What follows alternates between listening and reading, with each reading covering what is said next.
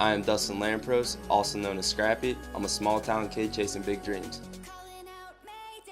I grew up in two different homes. My parents split up when I was 2.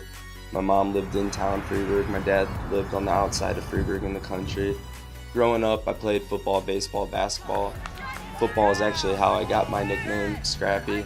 I was always the smallest guy in the football team and always getting in the fights.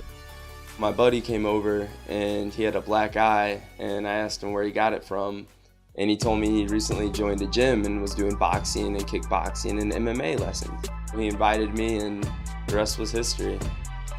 After about 4 months training with my friends at this gym, my dad thought it would be cool to get me tickets to a local show for my 14th birthday. The promoter asked my dad if he knew anybody that would want to fight. So my dad said he would ask me, and I said, why not?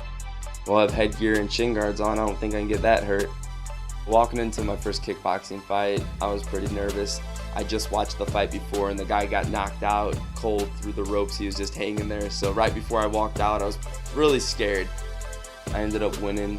It wasn't a pretty win, it was a disqualification win, but I got the experience and I got the W, and that's all that mattered to me.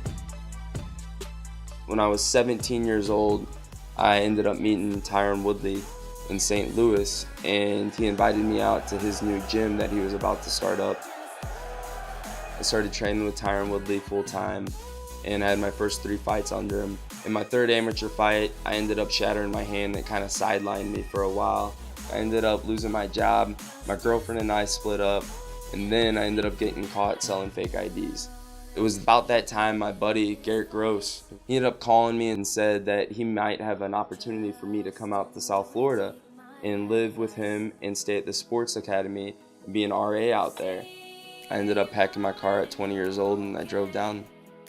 It was a whole new level of training down in South Florida. I got to train alongside of some of the best guys in the world, guys that I admire, guys I watched on TV every day growing up to that point were training there. So it was a very surreal feeling getting to be on the mats with these guys. I had to live with random people off Craigslist. I had to share rooms with people. At one point I was even living out of my car for a month and a half just so I could train full time.